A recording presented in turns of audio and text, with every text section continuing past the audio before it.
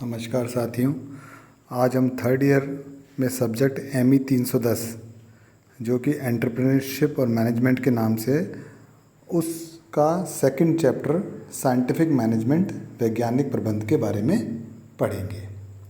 तो अब जैसा कि आप जानते हैं, वैज्ञानिक प्रबंध दो शब्दों से बना हुआ है। एक तो है विज्ञान तथा एक है प्रबंध। तो विज्ञान का मतलब साइंस और प्रबंध का मतलब मैनेजमेंट। तो ये जो एक वर्ड बनता है साइंटिफिक मैनेजमेंट, इसमें विज्ञान शब्द में वी का जो अर्थ होता है वो तो विशिष्ट, और जो ज्ञान है उसका मतलब जानकारी से। तो इस पर विज्ञान का अर्थ जो है वो विशिष्ट जानकारी अथवा ज्ञान की अभिवृद्धि से है, और जो हम इसके में नए प्रयोग द्वारा सामान्य ज्ञान में हमारे वो जुड़ जाती है। प्रबंध का मतलब ये होता है मैनेजमेंट, किसी कार्य को हमें ढंग से मैनेज करना या सुव्यवस्थित ढंग से उसको चलाने की जो क्रिया होती है या तरीका होता है उसे हम लोग मैनेजमेंट बोलते हैं। तो इन दोनों शब्दों के समावेश या जोड़ने से एक नए शब्द का पता पड़ता है, यानी एक हमें अंदाज होता है कि ये किसी लक्ष्य की बात कर रहा है। किसी भी कार्य को अगर हम लोग अपने ज्ञान के साथ ढंग से चलाने की आवश्यकता तभी अधिक पड़ती जब हमारे सामने कोई निश्चित एम हो या ऑब्जेक्टिव हो और हम उसको अनुकूल तरीके से प्राप्त करना चाहते हैं। तो किसी भी कार्य को अभिवर्धित ज्ञान की सहायता से योजनाबद्ध तरीके से किसी लक्ष्य के प्राप्ति के लिए सुव्यवस्थित रूप से चलाने से हमारा मतलब वैज्ञानिक प्रबंध है। तो इसके जो सबसे पहले जो स्टडीज़ हुई थी उसमें एक आपने नाम सुना होगा FW टेलर।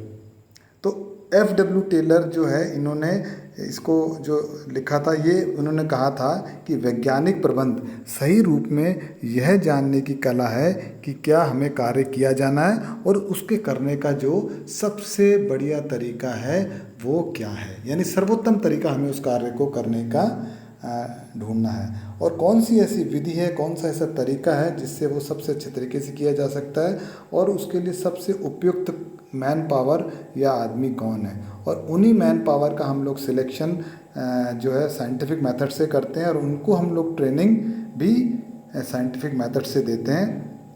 तो ये सब चीज़ें जो मिलती हैं, इससे हमें साइंटिफिक मैनेजमेंट के बारे में काफ़ी कुछ पता पड़ता है। अब हम लोग इसकी कुछ डेफिनेशंस हैं उसके बारे में बात करेंगे। अलग अलग विद्वानों ने अलग अलग अपने हिसाब से साइंटिफिक मैनेजमेंट या वैज्ञानिक प्रबंध की डेफिनेशंस दी हैं। उनमें से एक है HS पर्सन। तो HS पर्सन के अनुसार जो डेफिनेशन है वो इस तरह की है कि वैज्ञानिक प्रबंध से आशय ऐसे संगठन से है जो वैज्ञानिक अनुसंधान यानी रिसर्च और एनालिसिस द्वारा प्रतिपादित सिद्धांतों तथा नियमों पर आधारित हो। मतलब साइंटिफिक एनालिसिस होना चाहिए उसका, ना कि मनमाने तौर पर या परंपरागत त्रुटि सुधार ट्रायल एंड एरर प्रणाली के आधार पर नहीं। मतलब वो एनालाइज किया हुआ हो, साइंटिफिक उसकी रिसर्च हुई हो, उन मेथड्स पे ये विश्वास करते हैं, रादर देन कि हमने कोई कन्वेंशनल मेथड्स को हम फॉलो कर रहे हैं, वो नहीं होता, या किसी ने कह दिया उसके हिसाब से। हमने उसका एनालिसिस किया है, उसकी रिसर्च करी है।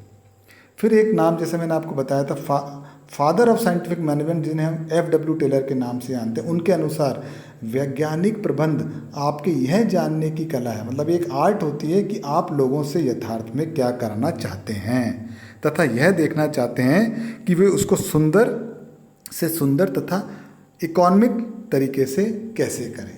ये FW टेलर के हिसाब से डेफिनेशन है साइंटिफिक मैनेजमेंट की। अब एक और विद्वान हुए ओलिवर शेल्डन, इन्होंने भी साइंटिफिक मैनेजमेंट की एक डेफिनेशन दी है। वो इस तरह से है, वैज्ञानिक प्रबंध से आशय किसी उद्योग में उसके प्रबंधकों द्वारा निर्धारित योजना को इस प्रकार संचालित करना है कि उनके उद्देश्य सुविधापूर्वक प्राप्त किए जा सकें। देखिए, साइंटिफिक मैनेजमेंट हमारा जो अल्टीमेट एम है वो ये है कि हमें लक्ष्य हमने जो निर्धारित किए हैं वो बिल्कुल मितव्ययता तरीके से कोऑर्डिनेशन करते हुए साइंटिफिक मेथड्स और लोगों की मदद से हमें प्राप्त करने हैं समय रहते हुए। फिर एक विद्वान हुए मार्शल, उनके अनुसार वैज्ञानिक प्रबंध का आशय एक बड़े व्यवसाय के कार्मिक प्रशासन की उस विधि से, कार्मिक का मतलब पर्सनल डिपार्टमेंट की उस तरीके से मेथड से है जिसका उद्देश्य उसके अधिकतम कर्मचारियों की दायित्वों की सीमा को कम करते हुए उनकी कार्य क्षमता में वृद्धि करना है। यानी जो उनके दायित्व, उनकी रिस्पॉन्सिबिलिटीज़ है, उनकी जो एक लिमिट है उसको कम करते हुए उनकी जो वर्किंग एफिशिएंसी है उसमें हमें वृद्धि करनी है और सरलतम शारीरिक क्रियाओं के बारे में दिए गए निर्देशों का विवेकपूर्ण अध्ययन करना है। और जो सबसे सरल जो शारीरिक क्रियाएं होंगी जिससे हम कार्य करेंगे उसके बारे में जो निर्देश जो दिए जाते हैं उनका हमें विवेकपूर्ण अध्ययन स्टडी करनी है, ये मार्शल ने कहा है। फिर एक है डीमर। डीमर जो विद्वान है उन्होंने ये कहा है कि वैज्ञानिक प्रबंध से आशय प्रबंध के क्षेत्र में कार्य की दशा यानी वर्किंग कंडीशंस, पद्धतियों यानी मेथड्स व विधियों से संबंधित ज्ञान प्राप्त करना व उनको समायोजित करके उपयोगी रूप में संगठित सिद्धांतों की तरह विकसित करने से। तो जैसे आपको ये जो डेफिनेशंस बता रहा हूँ हर एक आदमी ने थोड़ी थोड़ी अलग चीज़ें बताई है, पर अल्टीमेट एम जो है 3-4 चीज़ों पे ही सबका होता है कि हमें एक तो आपसी सहयोग करना है, साइंटिफिक मेथड से आसान तरीके से आदमी की कार्यक्षमता को बढ़ाना है और हमने जो निर्धारित किए गए उद्देश्य हैं उनको प्राप्त करना है।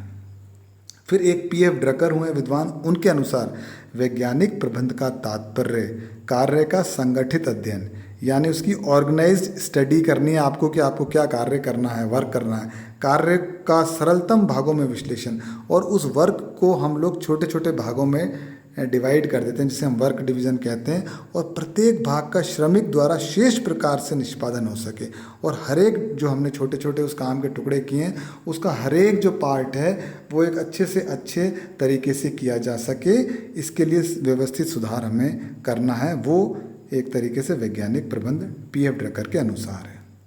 तो अगर हम बात करें तो वैज्ञानिक प्रबंध प्रबंधकीय समस्याओं के हल का वह मानवीय दृष्टिकोण है जो कि वैज्ञानिक अनुसंधान तथा विश्लेषण से प्राप्त नियम, सिद्धांत एवं परिणामों पर आधारित होता है और जिसका उद्देश्य न्यूनतम व्यय यानी मिनिमम हमारा खर्चा हो और हमें मैक्सिमम लाभ यानी प्रॉफिट प्राप्त हो। अब हम बात करते हैं वैज्ञानिक प्रबंध के लक्षण या विशेषताएं या कैरेक्टरिस्टिक्स या फीचर्स ऑफ साइंटिफिक मैनेजमेंट। तो वैज्ञानिक प्रबंध के जो मुख्य लक्षण या विशेषताएं हैं, नंबर 1 आता है निश्चित लक्ष्य एवं योजना यानी definite object and plan aim, यानी हमारा एक निश्चित हमारा एक एम है और हमारे पास एक योजना है, उसके तहत ही हम कार्य करेंगे। तो प्रबंधक के पास जो पहले से निश्चित लक्ष्य उपलब्ध होते हैं उन्हें प्राप्त करने के लिए आवश्यक साधन कैसे जुटाएं, रिसोर्सेज हम कैसे जुटाएं, कैपिटल हम कहाँ से लाएं, मशीन हम कहाँ से लाएं, लैंड हम कहाँ से लाएं, ये सब चीज़ें साधनों का कैसे हम लोग एक बार हमें वो अरेंज हो गया तो उनका हम कैसे इकोनॉमिक तरीके से यूज़ करें तथा न्यूनतम लागत पर अधिकतम उत्पादन हेतु कौन कौन सी मेथड संभव हैं, इन सब के लिए योजना का अग्रिम निर्माण करना होता है। तो ये डेफिनेट ऑब्जेक्ट और प्लान के तहत ये सब चीज़ें आती हैं। अरेंजमेंट्स करना है बेसिकली हमें सभी मशीनों का, लेबर का, लैंड का, पैसे का, जिससे कि हम अपने उद्देश्य कम से कम पैसे में और मैक्सिमम अच्छी से अच्छी विधियां का यूज़ करते प्राप्त कर सकें। तो इसकी हमें योजना बनानी होती है। दूसरा जो पॉइंट है वो है इनका साइंटिफिक एनालिसिस तथा प्रयोग। अब लक्ष्य प्राप्ति के लिए योजना तथा योजना का आधार लक्ष्य होते हैं। अब विभिन्न तथ्यों का विश्लेषण करना, अलग अलग जो फैक्ट्स होते हैं इनका हम एनालिसिस करेंगे और उस एनालिसिस से हमारे को जो निष्कर्ष मिलेंगे उसका प्रयोग करके उनमें ये जांच करना, उनकी गुण दोष जांचना वैज्ञानिक प्रणाली है। पहले तो हमने तरीका निकाला कि हम लोग ये देख रहे हैं कि ये मेथड सही है, वो मेथड सही है, फिर उसकी हम प्रॉपर उसके फैक्चुअल रिपोर्ट बनाते हैं, फिर उसकी जाँच होती है। ये एक साइंटिफिक मेथड है।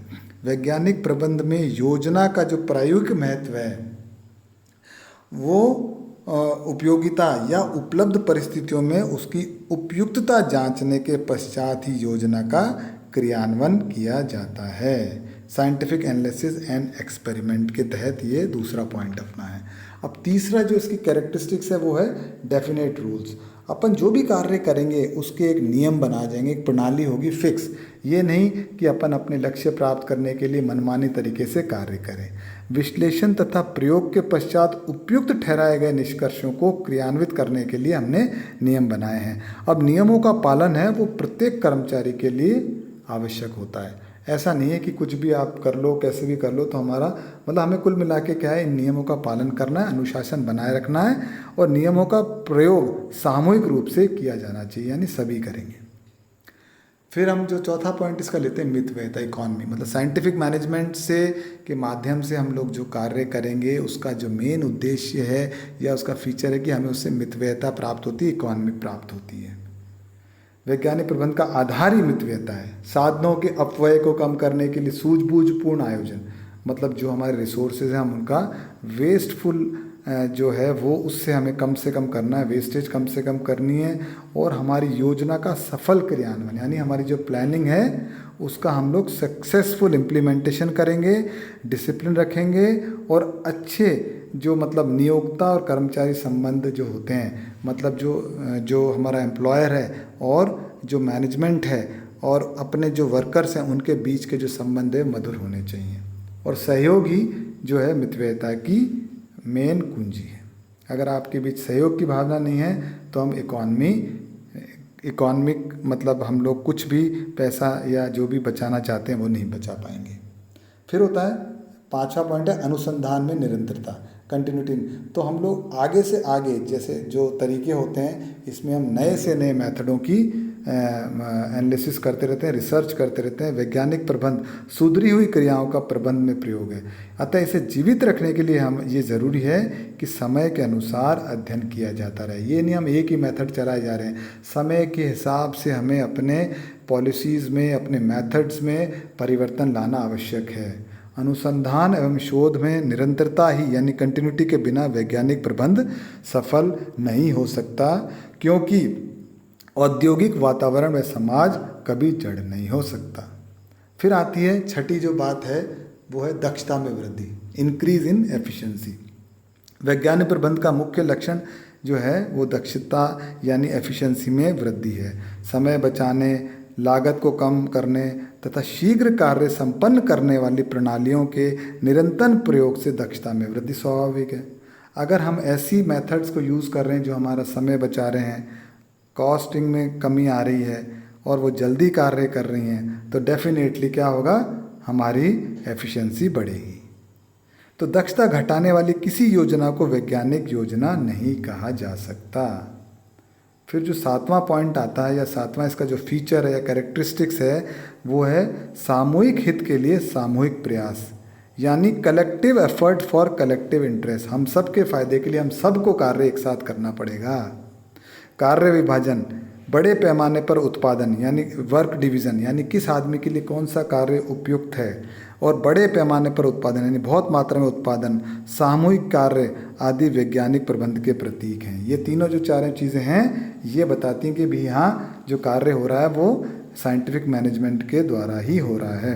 वैज्ञानिक प्रबंध के अंतर्गत प्रबंधक का कार्य सभी कर्मचारियों में टीम स्पिरिट डेवलप करना होता है तथा उन्हें लक्ष्य प्राप्ति के लिए सामूहिक रूप से सभी को हमें उसको प्रेरित करना यानी मोटिवेट करना है।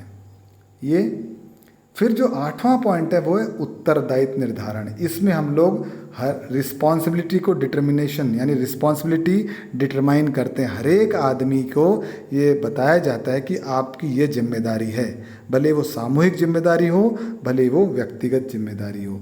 कर्मचारियों को सौंपा गया कार्य उचित अध्ययन व परीक्षण के पश्चात करना होता है। प्रत्येक कार्य के प्रमाप निश्चित होते हैं तथा उसका निष्पादन समय, किस्म, उसकी लागत, उसका अपव्यय आदि सभी पूर्व नियोजित होते हैं। अतः उत्तरदायित्व का निर्धारण अधिक निश्चितता पूर्वक किया जा सकता है। तो वैज्ञानिक प्रबंध में व्यक्ति अपना उत्तरदायित्व किसी अन्य व्यक्ति पर नहीं डाल सकता। जो अगर आपको जिम्मेदारी से कोई काम करना है तो आपकी जिम्मेदारी है, उसके लिए आप रिस्पॉन्सिबल रहेंगे। आप अपनी जिम्मेदारी किसी और को नहीं डाल सकते और ना ही किसी को अपनी सीमा से अधिक उत्तरदायित्व दिया जा सकता है। अगर कोई चीज़ फेल होती है, कोई प्रोडक्ट फेल होता है तो आपकी जो जिम्मेदारी थी वो ही आपको दी जाएगी, ये नहीं कि उससे ज़्यादा आपको उसके लिए उत्तरदायित्व ठहराया जाएगा। फिर एक बात आती है नियंत्रण यानी कंट्रोल।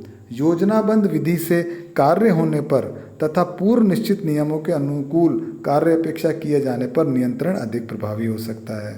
अगर आपने पहले ढंग से प्लान किया है, ढंग से मेथड आपने सिलेक्ट किए हैं और अपने पहले से नियम बना रखे हैं, उसके अगर अनुसार आप कार्य करते हो तो जो हमारा कंट्रोल है वो और प्रभावी हो जाता है। जो ब्रीच है एक विद्वान उसके अनुसार योजना से उपलब्धियों की जांच करना ही नियंत्रण है। अगर आपने प्रॉपर प्लानिंग करी है और आपको जो उपलब्धियां प्राप्त हो रही हैं तो उससे हमें पता पड़ जाता है कि हमारा कितना कंट्रोल है। ठीक है। फिर होता है ढुलमुल नीति का अभाव, यानी लैक ऑफ स्लैकनेस। जो साइंटिफिक मैनेजमेंट होता है इस ये या जहाँ भी जिस भी इंडस्ट्री में अप्लाई करते हैं वहाँ ढुलमुल नीति नहीं होती है। क्लियर कट नियम होते हैं, क्लियर कट मेथड्स होते हैं और क्लियर कट आदमी फिक्स होते हैं, है ना। तो कोई ढुलमुल नीति नहीं होती। लैक ऑफ स्लैकनेस मतलब ढिलाई की कोई भी जगह नहीं होती, क्योंकि सभी की रिस्पॉन्सिबिलिटीज़ होती, सभी को अपना कार्य उचित समय पर उचित प्रणाली द्वारा करना होता है। नियमबद्ध कार्य प्रणाली अपनाए जाने से प्रबंधकीय स्तर पर, कर्मचारी स्तर पर, पर्यवेक्षण सुपरवाइजरी स्तर पर भी तथा अन्य किसी भी स्तर पर ढिलाई नहीं बरती जा सकती है।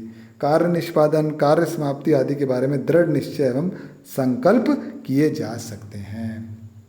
फिर जो नेक्स्ट इसकी जो लास्ट जो कैरेक्टरिस्टिक या फीचर है वो है coordination amongst labour and capital. आपकी जो लेबर है, वैज्ञानिक प्रबंध से ज्ञात हुआ है कि पूंजी तथा श्रम दोनों का उद्देश्य एक ही। यदि दोनों मिलकर कार्य करें तो लक्ष्यों की प्राप्ति जो है वो हमें आसानी से हो जाती है। अब हम बात करेंगे ऑब्जेक्टिव्स ऑफ साइंटिफिक मैनेजमेंट, यानी वैज्ञानिक प्रबंध के हमारे क्या उद्देश्य हैं। तो एज पर डॉक्टर जॉन्स एक डॉक्टर जो विद्वान थे जिन्होंने ये ऑब्जेक्ट साइंटिफिक मैनेजमेंट के उद्देश्य हमें बताएं। पहला है कार्य की सभी क्रियाओं में अधिक दक्षता की दृष्टि से प्रशिक्षित व्यक्ति उपलब्ध कराना। भाई अगर हमने जिस काम को सिलेक्ट किया उसके लिए जो परफेक्ट आदमी है उसी का हमें सिलेक्शन करना है, तभी हमें मैक्सिमम एफिशिएंसी मिलेगी और मैक्सिमम प्रोडक्शन मिलेगा। तो कार्य की सभी क्रियाओं में अधिक दक्षता की दृष्टि से प्रशिक्षित व्यक्ति, जो ट्रेंड व्यक्ति है, हमें उसको उपलब्ध कराना है। फिर दूसरे नंबर पर आता उपकरण, रॉ मटेरियल, कार्य विधि यानी वर्किंग मेथड तथा कार्य दशा जो है उसमें सुधार और मानकीकरण, स्टैंडर्डाइजेशन करने। स्टैंडर्डाइजेशन का मतलब ये होता है कोई ऐसा तरीका, किसी अगर हमें कोई एक चीज़ प्रोडक्ट बनाना है तो उसको आप कहीं भी बनाओ, वो उसका जो मेथड है, उसकी जो डायमेंशंस हैं वो सब स्टैंडर्डाइज्ड होते हैं। फिर तीसरा जो है वो है कार्य विन्यास, मार्ग निर्धारण जैसे रूटिंग, समय क्रम निर्धारण, टाइम, उत्पादकीय सामग्री का नियोजन, है ना, जो आपकी प्रोडक्ट जो फाइनल प्रोडक्ट है उसका नियोजन है, उसकी प्लानिंग, क्रम, है ना, सीक्वेंसिंग, भंडारण यानी स्टोरेज तथा लेखा विधियों में भी हमें सुधार करना होता है। तो ये सब चीज़ों पे भी हमें मतलब साइंटिफिक मैनेजमेंट ध्यान रखता है। कार्य विन्यास यानी वर्क डिवीज़न, मार्ग, किस मार्ग से अपना वो जो प्रोडक्ट है रॉ मटेरियल से फिनिश प्रोडक्ट वो किस से गुजरेगा, ये भी हमें ध्यान रखना होता है। ये सब साइंटिफिक मैनेजमेंट्स के ऑब्जेक्टिव्स होते हैं कि हमें ये सब इनमें सुधार करना है। संस्थानों तथा विभागों में समन्वय स्थापित यानी कोऑर्डिनेशन होना चाहिए, डिपार्टमेंट्स में भी और आपसी इंडस्ट्रीज़ में भी, और उस पर हमें पर्याप्त नियंत्रण भी रखना है जिससे कार्य विलंब ना हो, त्रुटियां कम से कम हो, दुर्घटनाएं तथा कार्य के प्रति उपेक्षा मिनिमम हो सके। सामयिक प्रशिक्षण, निरंतर मार्गदर्शन और तत्काल पुरस्कार की व्यवस्था करना। मतलब प्रशिक्षण यानी trainings, on the job trainings होती हैं। मान लीजिए आप जिस विधि को यूज़ कर रहे हैं अब अगर वो आउटडेट हो गई है तो नई प्रणाली से कार्य करने के लिए या प्रोडक्ट बनाने के लिए लगातार ट्रेनिंग्स होती रहती हैं और उनका मार्गदर्शन भी करते रहना चाहिए, और तत्काल पुरस्कार की व्यवस्था करना ही साइंटिफिक मैनेजमेंट का एक बहुत बड़ा उद्देश्य होता है। इसके अलावा अनुमान तथा पूर्व धारणाओं के आधार पर बने हुए नियमों के स्थान पर हमें फैक्ट्स और एनालिसिस के आधार पर नियम बनाने हैं। ये नहीं कि अंदाज से हमने नियम बना दिए या पूर्व धारणाओं पे, उस पे हम लोग नहीं चलते। साइंटिफिक मैनेजमेंट इस पे विश्वास नहीं करता है। विशेषज्ञ तथा सलाहकार व्यवस्था द्वारा हम लोग व्यक्तिगत निर्णय के क्षेत्र को सीमित करते हैं। पर्सनल एक जने का निर्णय नहीं होता है साइंटिफिक मैनेजमेंट में, बल्कि हम लोग उसके लिए जो एक्सपर्ट्स होते हैं उनकी राय लेते हैं। फिर होती है प्रचार की व्यवस्था करना। श्रमिकों को अत्यधिक कार्यभार, थकान व दुर्घटनापूर्ण कार्यों से सुरक्षित। हम श्रमिकों को साइंटिफिक मैनेजमेंट सुनिश्चित करता है कि बहुत ज़्यादा कार्यभार नहीं दिया जाए, थकान नहीं और दुर्घटनापूर्ण कार्यों से भी हमें इसको सुरक्षित रखने की ऑब्जेक्टिव यानी इनका लक्ष्य होता है। तो श्रमिकों को उनकी योग्यता के अनुसार ही काम दिया जाता है और उन्हें प्रशिक्षण द्वारा उन्नति के अवसर भी प्रदान किए जाते हैं और कार्य क्षमता में उनकी वृद्धि करना भी एक बहुत इम्पॉर्टेंट ऑब्जेक्टिव होता है साइंटिफिक मैनेजमेंट का। मजदूरी बढ़ाने, कार्य के घंटे कम करने, अधिक लाभ के उपाय करने तथा कम कीमत पर उपभोक्ताओं को वस्तु उपलब्ध कराने का प्रयास करना तथा श्रम व पूंजी में कोऑर्डिनेट स्थापित करना भी मुख्य उद्देश्य होता है आपका साइंटिफिक मैनेजमेंट का। तो साथियों, आज हमने आपको साइंटिफिक मैनेजमेंट का अर्थ बताया है, इसके कई विद्वानों द्वारा जो डेफिनेशंस है वो दी गई हैं उनके बारे में बताया है और साइंटिफिक मैनेजमेंट के मुख्य कैरेक्टरिस्टिक और फीचर्स क्या हैं इसके बारे में बताया है। इसके बाद हमने जो है ऑब्जेक्टिव्स क्या हैं, इसके उद्देश्य क्या हैं, इनके बारे में हमने आज पढ़ा है। उम्मीद है आपको ये चीज़ें समझ में आई होंगी। अब अगली बार हम लोग एडवांटेजेस ऑफ साइंटिफिक मैनेजमेंट और इसके डिटेल के बारे में पढ़ेंगे। थैंक यू, धन्यवाद।